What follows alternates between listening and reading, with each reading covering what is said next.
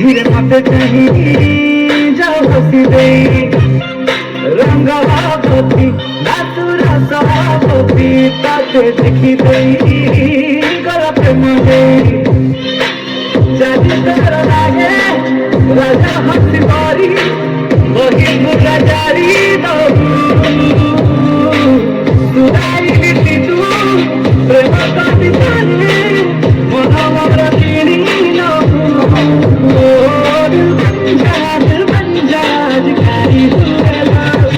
झमक झमक झल्लो रूप तो जाई फुल्लो तो रंग देखी फगुड़ा भी फेरी जाए लो